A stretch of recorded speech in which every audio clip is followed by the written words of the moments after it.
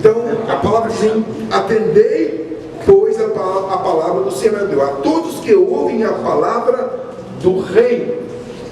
Então, quando Jesus proclamou aquela palavra do semeador, ele proclamou a palavra do reino.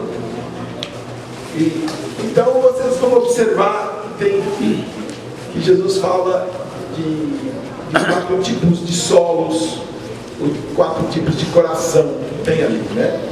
O primeiro é um que foi semeado numa terra onde havia pedras, né? E secou-se, não havia profundidade. Uma semeou no caminho, veio os passarinhos e levou. E uma outra semeou entre os espinhos, e os espinhos sufocou a semente. E uma outra caiu numa terra boa, que multiplicou a 30, a 60 e a 100 por grão. Então, você vai estar percebendo que ele diz que o reino de Deus é semelhante a um homem que lançou a rede ao mar, e ele trouxe a rede com os peixes, e ele separou um dos outros. Então, o reino de Deus é assim. Agrega-se muita gente, mas não são todos que vão dar frutos, que vão gerar, permitir-se que gere a vida de Deus no coração. Então, você já está percebendo que há um percentual muito grande de perdas nesta estratégia de você lançar a rede e trazer para a praia. Você já está percebendo que a estratégia de lançar a semente do reino, proclamar a semente do reino e trazer, há uma perda muito grande da semente.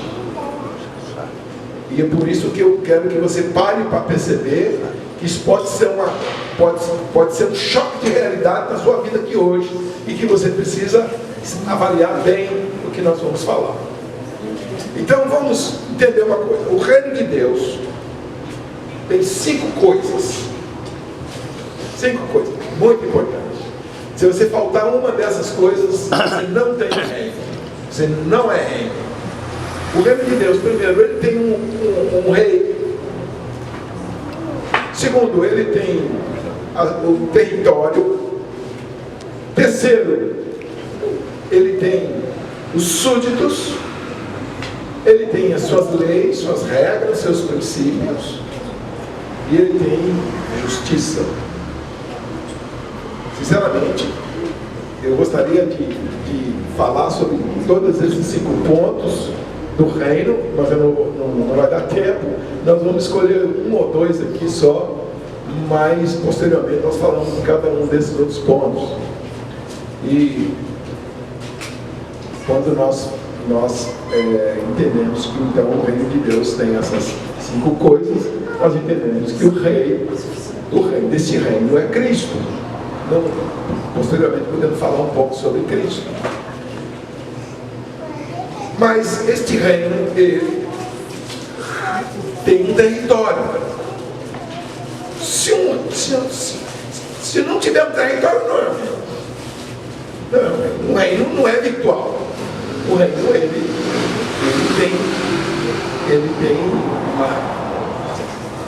tem a terra no qual ele vai ser implantado. E nós vemos o reino de Deus, na verdade o reino de Deus ele tem 3 perspectivas. Ele tem uma perspectiva eterna. O reino de Deus é eterno. Ele tem uma perspectiva temporal. O reino de Deus é presente. E ele tem uma perspectiva futurística. Ele é vindouro. Ele virá. Então, quando Mateus escreve, Mateus está escrevendo, ele está escrevendo para os hebreus. E Marcos, Lucas e João escrevem aos gentios. Então, como os hebreus, eles tinham aquele receio de pronunciar o nome do Senhor Deus em vão, quando Mateus escrevia para eles e falava: o reino dos céus é semelhante.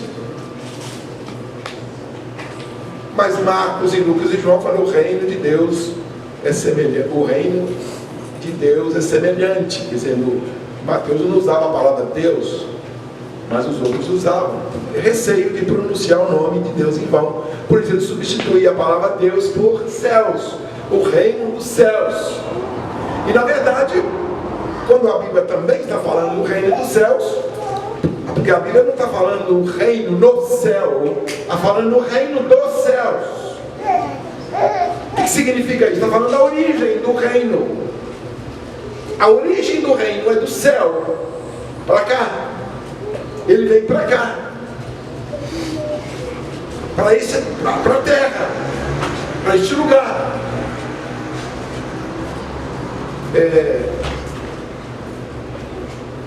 E eu gostaria de dizer uma coisa para vocês, que a Terra, ela não é um planeta. Não é um planeta. A Terra é um reino. Por que a Terra não é um planeta? Porque um planeta, a definição da própria ciência diz que o planeta é uma estrela errante que está jogada no universo, que veio através de uma explosão e que está viajando a 852 km por hora e está aí perdido no espaço. Mas quando você vai lá, abra sua Bíblia aí no livro de Lucas, capítulo 19. Olha que Jesus fala sobre isto. Ele diz assim, Lucas 19, diz assim: ouvindo eles, versículo 11, ouvindo eles estas coisas, versículo 11, 19, 11, Jesus propôs uma parábola. Visto estar perto de Jerusalém, e lhes parecia que o reino de Deus havia de manifestar-se imediatamente. Então disse, Jesus disse: certo homem nobre partiu para uma terra distante com o fim de tomar posse de um reino e voltar. Você percebe que o texto está dizendo que um certo homem nobre, quem é o homem nobre? É Cristo. Ele é um homem nobre que partiu para uma terra distante para edificar o reino e retornar. Então, e no original está assim: ele partiu para uma terra distante para edificar um reino e depois ser coroado e retornar. Então, quando você vai lá em Apocalipse capítulo 5, o Apocalipse capítulo 5, olha aí Apocalipse capítulo 5, versículo 10, diz: e para o nosso Deus os constituístes reino de sacerdotes. Ele constituiu o que? Um reino. E você acreditar que a Terra é um planeta que foi jogado, houve uma explosão chamada Big Bang que explodiu e foi se formando o universo, é uma estupidez você acreditar numa coisa dessa. É como você acreditar que existe um jardim sem um jardineiro. Você já chegou numa selva, na Amazônia ou em qualquer lugar, e você já entrou numa selva e você encontrou um jardim cultivado, sem ninguém, sem nenhum jardineiro, mas você encontrou as gramas todas podadas, as árvores todas bonitinhas, as flores. Você já tem possibilidade de algo semelhante?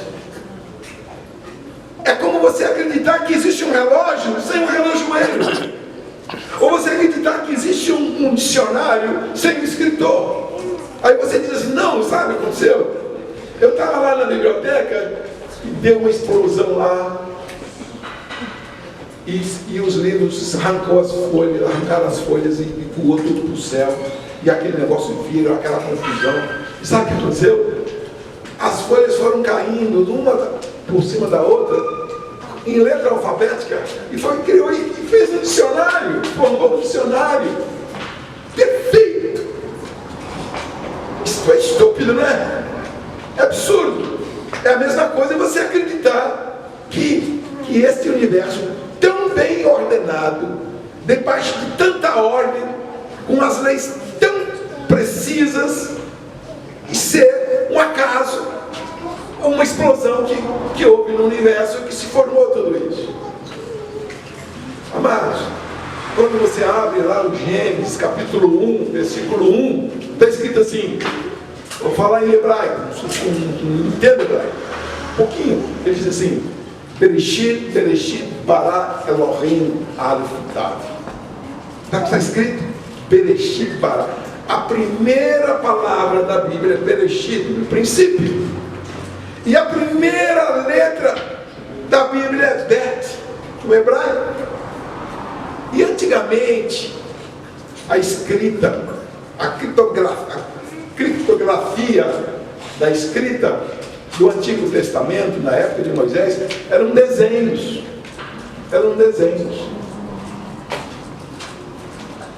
E sabe qual era o desenho da palavra, da letra Bet?